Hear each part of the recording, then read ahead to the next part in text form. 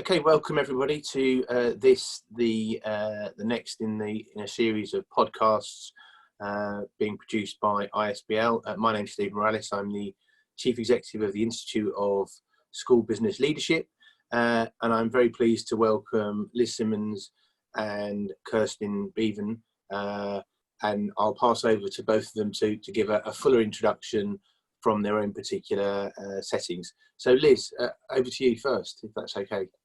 Thanks very much. My name's Liz Simmons. I'm Business Director of a small secondary school trust of 2 schools in Surrey, and I've been Director of the trust for several years, but was as a business manager both primary and secondary sectors before that. Thank you. Kirsten. Yeah, Kirsten Beaven, a school business leader here at Vaughan Primary, a 3-form entry primary school in outer London. Brilliant. So what we're really interested to hear from you both is, clearly there was lots of speculation about whether or not schools would open when the Prime Minister made that suggestion some weeks ago now that if the science permitted, that the ambition would be to get some year groups back in on the 1st of June, and he confirmed quite late last week that the science was at a situation that he felt was tolerable, and that he would indicate that schools should proceed to reopening where they felt the risk assessments warranted it. So Monday was the start of that. I'm interested to hear from both of you who you welcomed back, who turned up, and what it's been like since then. So again, we'll start with Liz. What's your experience been? Well, ours has been a little checkered in so much as we were planning to reopen on Monday, and as at the close of play on Friday before half term, we were all ready to go for Monday. And then of course on the Monday of bank holiday, the government changed its guidance for secondary schools, so we had to pull the reopening for the 1st, and we've now pushed that back to the 15th, which is on the guidance. But interestingly, we have obviously kept going for key worker and disadvantaged children all the way through the process, and we've had a small percentage of children coming in for that. But since Monday, we've seen a much bigger increase in the number of children coming into school, which is now doubled. Still not a huge number, but we're certainly seeing parental confidence improving, and staff. And we haven't really had an issue with staff at all. It's been logistically difficult working through our staffing to see who should still be isolating and who shouldn't. That's really only been our bigger challenge. I think our whole school community have been very on board with us, but we've put in very robust risk assessments for all our sites, and we've worked really hard to put those in place, and I think that has provided reassurance for the community about how safe it is to come back into school. And that's very interesting. And just picking up on that piece around staff confidence. So I guess there are two elements to that, aren't there? So there's the staff that are vulnerable and for good reason still need to be protected and shielded from the virus. But then there are other staff that maybe statistically aren't at risk or no higher risk than the general population, but may have reasons for good reason may feel anxious or nervous or reluctant to return. Have you had to tackle that at all? Have you had members of staff who said, look, I'm fit to come to work, but I just don't feel mentally ready? It's more around anxiety, so staff feeling anxious. Perhaps they have been shielding someone at home throughout the whole shutdown, and so they haven't really been out of the house since it started, and I think those individuals are feeling more anxious than perhaps those who have been working throughout the period. So what we've done is we did a survey of all our staff to find out who felt completely happy to come back to work. They had no shielding issues or no anxiety issues. Then we looked at those staff who were clinically vulnerable or living with someone who was clinically vulnerable, and then of course those who are extremely vulnerable. And so the view we took was those who are clinically vulnerable at the moment, because we have enough staff who are able to work in school. They're the ones who are covering the rotas at the moment. whilst the others who are still working from home are covering the working from home, the sort of online learning for the students, so that the people who are coming into work aren't feeling disadvantaged or from actually coming into the workplace. And then our view is that from September, hopefully guidance will be clearer, but also that's when we'll need more of our staff back on site. So we've been able to accommodate staff who are feeling slightly more anxious. We've also put in place counselling opportunities for staff who feel, it's basically anxiety why they can't come back to work. So that's in place to support them. Yeah, no, that's, well, I mean, all of that sounds incredibly sensible, and it seems like you don't have a capacity issue at the moment, and you're doing a forward look. So yes, very, very useful. And Kirsten, what's your experience been since Monday?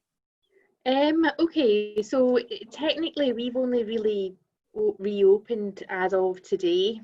Okay. So, we have obviously remained open for key workers throughout the period. We've had about 30 children regularly attending because their parents are key workers in the local community. Today we came online with Year 6. Out of the 90 that would normally be in attendance, we had 40 turn up today.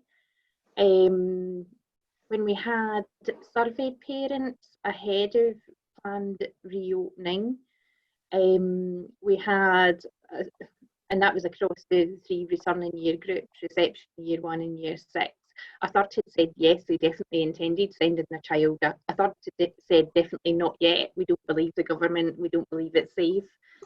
And a third were kind of in that undecided camp, who were maybe not going to send the child initially, but going to play that kind of wait and see card, see how it played out in the first week or so, and then make a judgment call, particularly after the SAFE report was published, which said, after the 15th, the transmission risk would effectively reduce further. So, yeah, it's not bad. We're obviously, we've implemented the grouping, so every class has been split out into, each class has been halved in size, so that we have the opportunity as new children come online at whatever point that may be. Reception are due to start back on Monday, and then Year 1s follow next Wednesday. So we've done it in a slightly phased approach, because one, we were waiting on deliveries and supplies for some key things that weren't happening during shutdown. In addition, some of the early years classrooms needed a lot more work in terms of additional resources taken out of those rooms to create more space in order to allow, I know social distancing is for the younger ones, it's not necessarily enforced, but stripping back excess things and splitting it between different classrooms, because obviously half the class has been occupied in classrooms that would normally be designated for Year 3 or 4, which is obviously quite a different construct. So there's been a lot of logistics and things to put in place to manage, but also this gives us a little bit of, I guess, breathing space to understand what in our processes is working or what might need to be tweaked for next week. So we're learning as we go. We've obviously had very detailed risk assessments. We had no support from the local authority initially in terms of any guidance. Okay, no support, no? Sorry? No, did you say no support?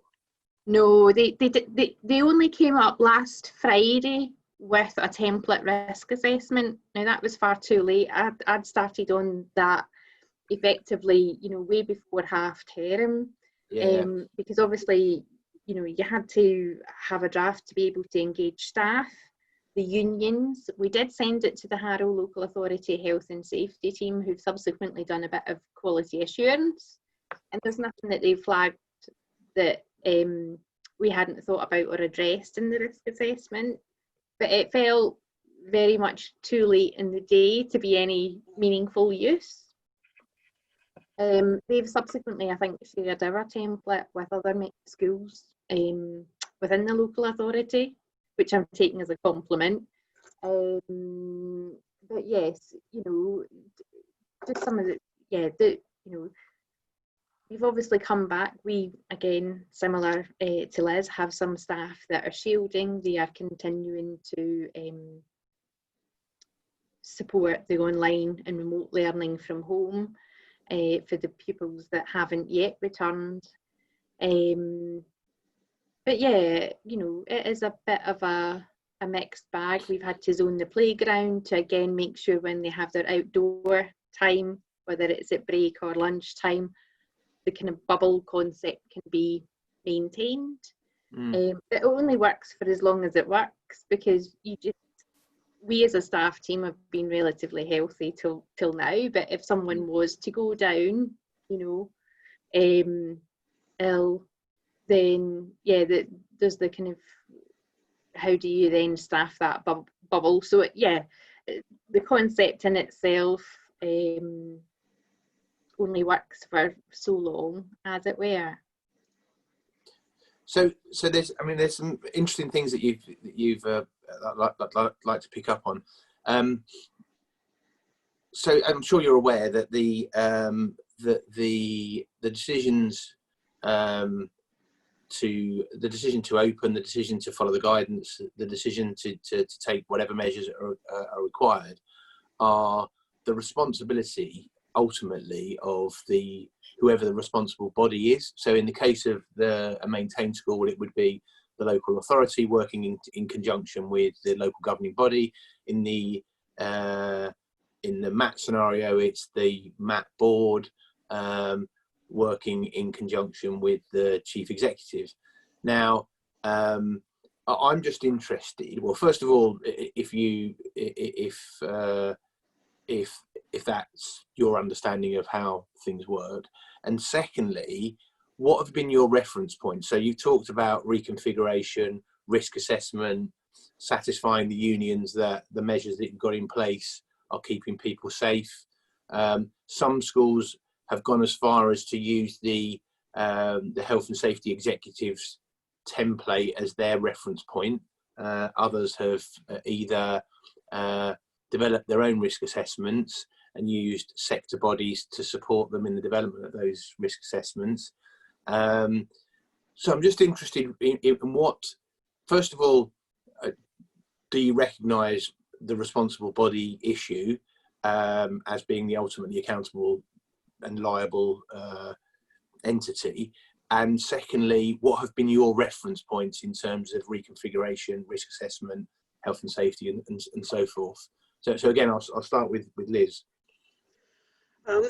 Well, let's start with your accountability issue first.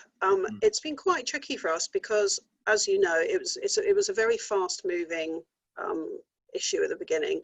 You know, schools closed really quickly, and to be honest, that all just happened really without too much trust from our perspective. You know, we're a trust, so it was our trustees, without too much trust involvement, just because of the speed of which things were moving.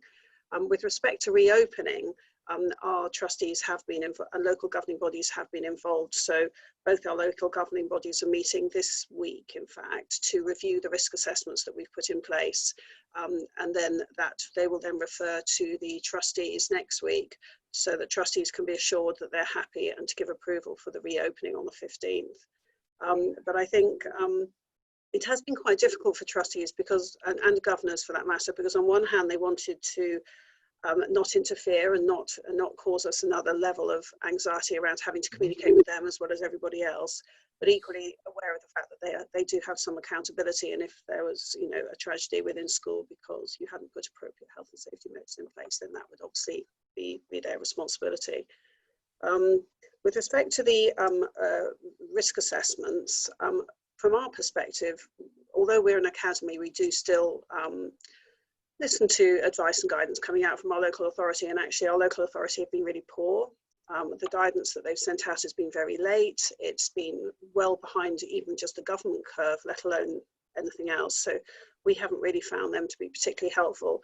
The one area we did hope they could help us with was PPE, but again, because we thought maybe they'd be centrally purchased and then the schools could easily access PPE through the local authority, but they weren't prepared to do that. They just provided us with a list of suppliers. So that's been a problem for us. I don't know whether other business managers have the same, but certainly accessing supplies of PPE that are suitable and don't arrive, you order it and then they tell you it's going to be 3 months delivery lead-in time or something like that has been quite problematic.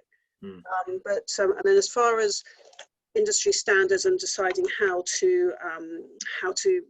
many children you should put into a class, for example, we've just taken it very much by looking at our class sizes. So we've gone and we've physically looked at the size of the class, looked at the 2 metre distancing, how many children can we fit into individual classes, and it's varied between 4 and sort of maybe 7 or 10, depending on the size of the class. But that's certainly going to be a problem moving forward as more children come into school, because there is a limit to how many classes we have, and so there's going to come a pinch point when we're no longer going to be able to maintain the 2 metre social distancing.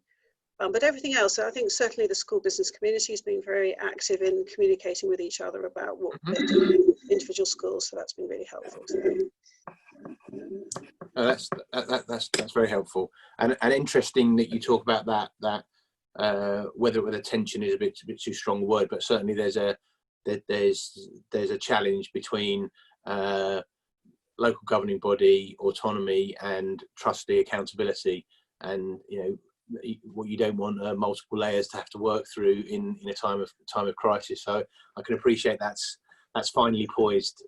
So thank you for that. And the same, Kirsten, really in your particular context, the same questions around reconfiguration, and I think you've talked a little bit about that.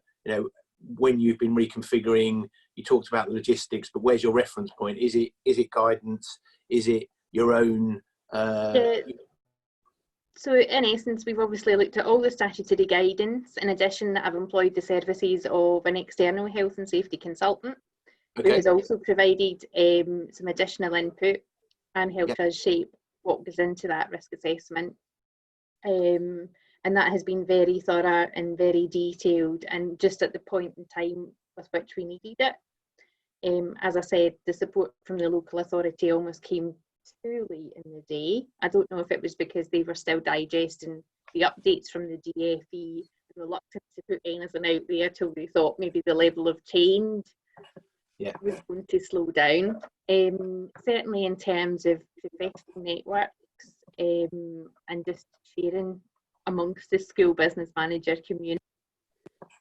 What's probably kept me sanest through what has been probably one of the most, interesting and challenging and dynamic times that, I don't think any of us would ever have expected to face this year. Our governing body has been very active, and in fact, we've had a task force established, and that's a kind of group of individual governors who've been very supportive of the school. So when it comes to helping define some of that parental survey,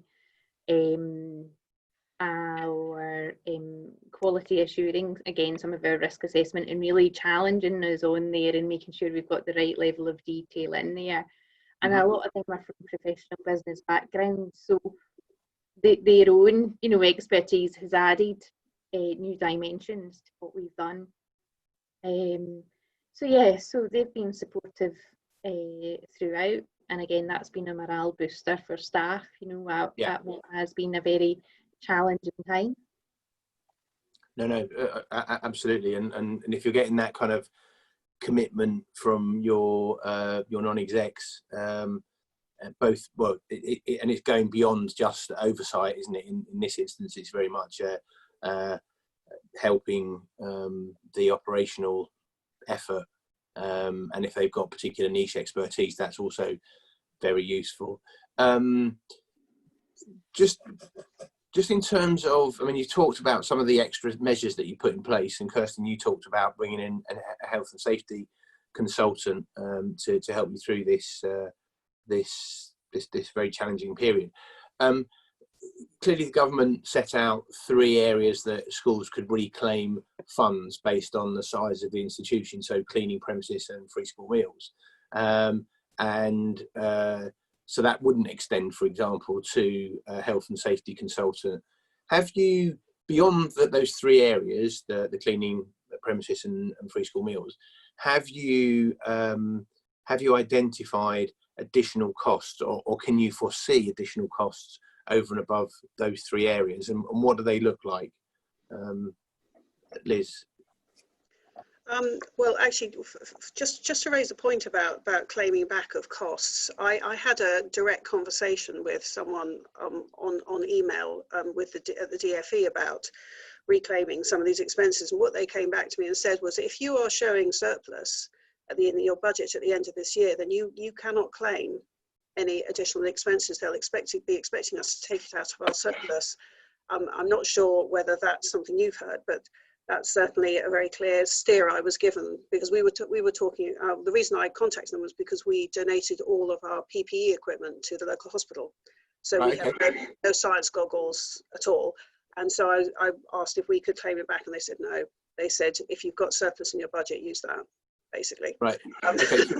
So just on that point, I'll try and very briefly clarify the situation. So first of all, there is some truth in that. I think it's important to note that it's only your in-year forecast surplus, not historic surpluses.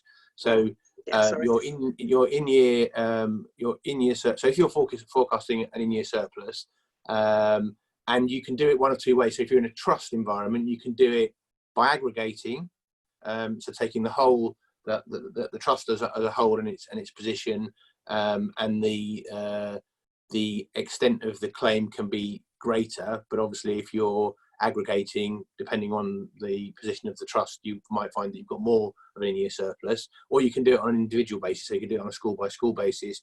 The claim ceiling is lower, but again, clearly, your particular position within each individual school could vary.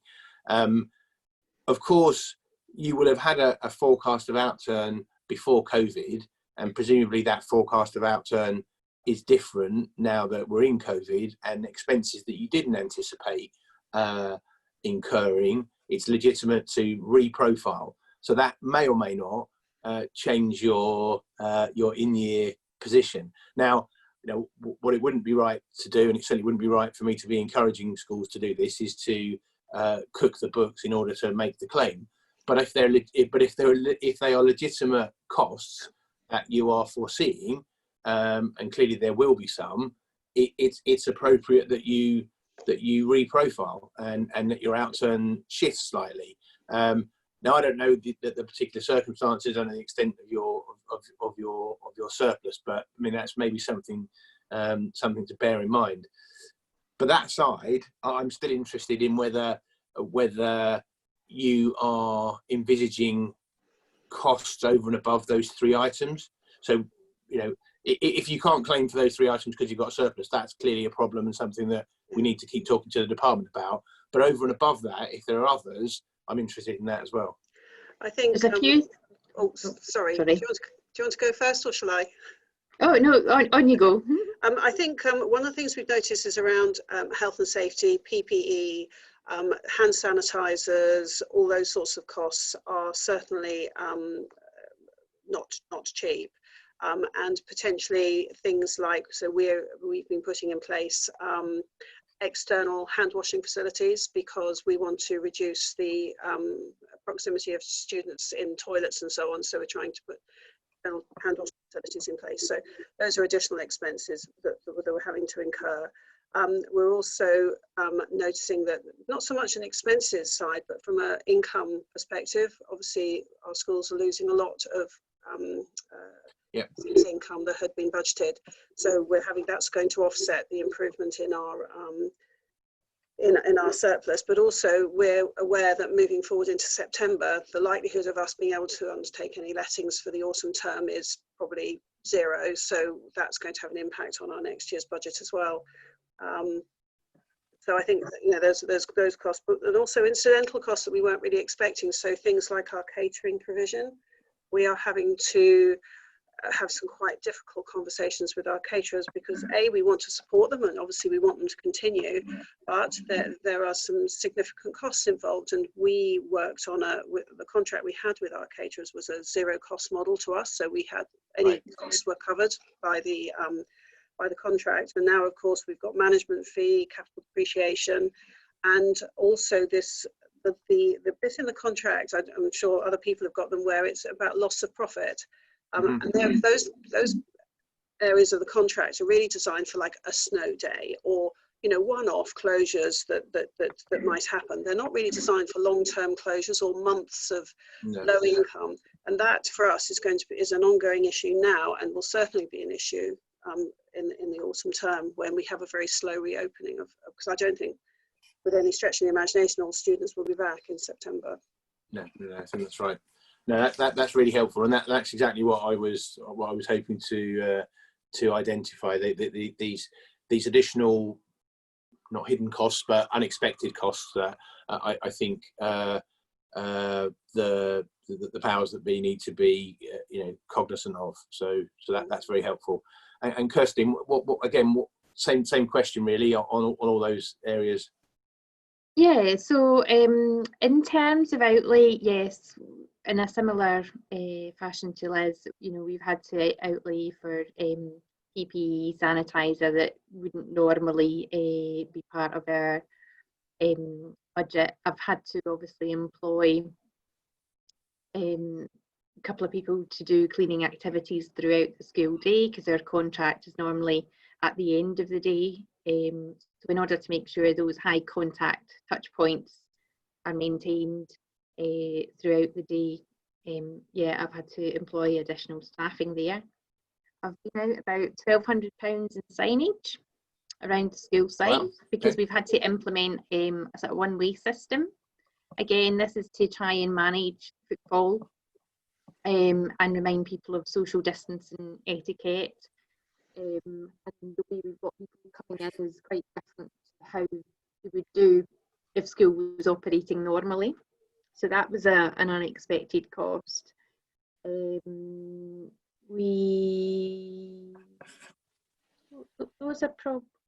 had to have a little bit of legal advice and support in addition to the health and safety consultancy that I've referenced. So we were in a similar situation with our caterers. So whilst in a forced majeure situation, we wouldn't have been necessarily liable. They did come back and start quoting the public procurement note and saying that we should be paying them as normal. I went back to say, no, there's been other guidance subsequent to that, specifically around school meals, and that is the open book accounting principles. But it took us a while to work through with our suppliers to get to that. So what we are paying now is an element of the staffing that we still have, while some of the team is obviously furloughed, and we're paying for the actual meals that are being consumed, and a little bit of the kind of management charge. But it took us a wee while to get there, and that seemed fair. But yeah, that took a bit of working through, as it were. Yeah, so those are probably the main things. No, that's all really, really helpful.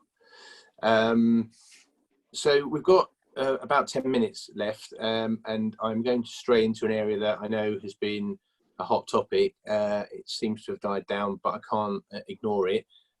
Free school meals and your experience of Eden Red or whatever else you've done to circumvent Eden Red. Could you, I mean, we don't want to go back over old ground, and on pretty much every single podcast that I've done since the lockdown, it's been a feature. But could you explain where you are now with free school meals, and whether you actually provided free school meals during the half term, and whether or not you're using Eden Red or a combination? So I'll start with Liz, if that's okay. So we took initially we kept one of our kitchens open for the final 2 weeks of the initial lockdown, but then very quickly realised that this was going to add to the woes of our catering company. So as soon as we knew that the free school meal voucher system was coming into play, we closed our school kitchens and went straight onto the vouchers. I think we were quite lucky. We got in pretty early on the voucher scheme, so we managed to upload our first set of data on there quite quickly. We did have to wait a while for it to be confirmed, but broadly, apart from delays, broadly the system seems to be working well. And so we're obviously a secondary, so we're probably in a slightly different position to the primaries, but we've taken the view that we're not going to open our kitchens this term at all. I know government guidance now is that as your provisions start to open, schools should be starting to provide meals, but to be perfectly honest, it's completely uneconomical. It wouldn't be fair to the caterers to expect them to do it, and we can't cope with the logistics of that as well as trying to reopen the schools. So we've taken the view not to do it. I think it would be quite helpful to have some guidance from government about how long the voucher scheme is going to continue and whether it's going to continue through the summer.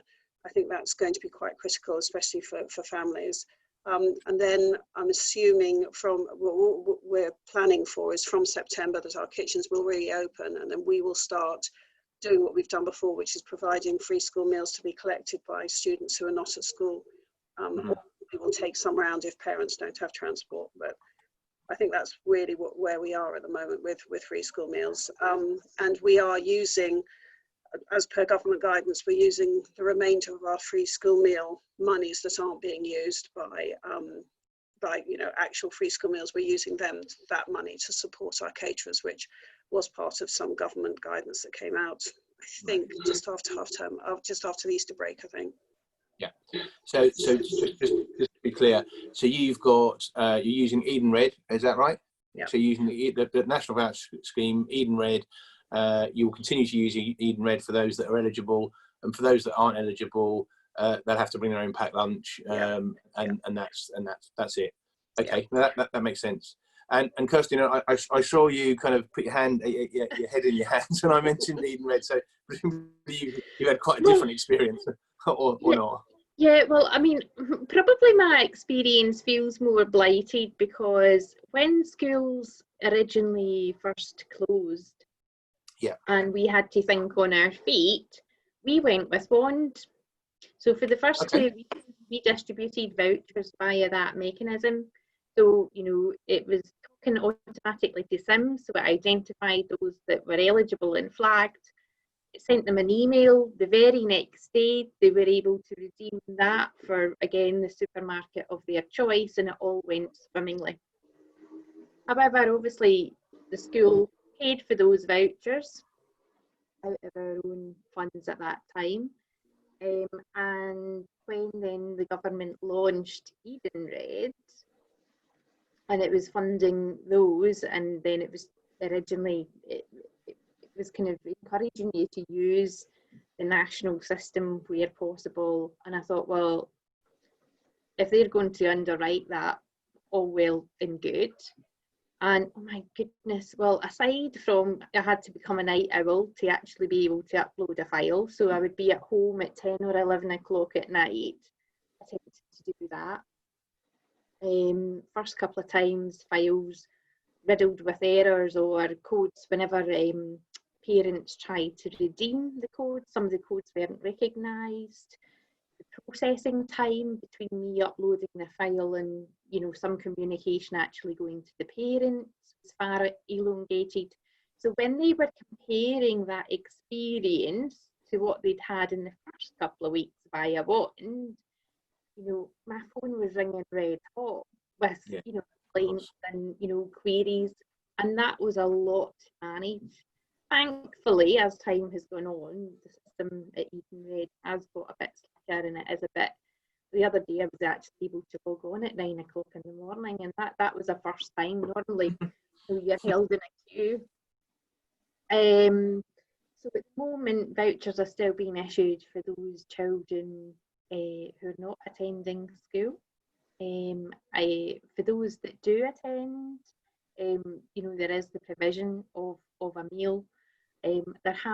The caterers, I must admit, have been good. They've even provided a couple of hampers for families that have faced particularly challenging times and we've had children with bereavements within the school as well. So they've done parcels that we've been able to send on behalf of the school to those families as well.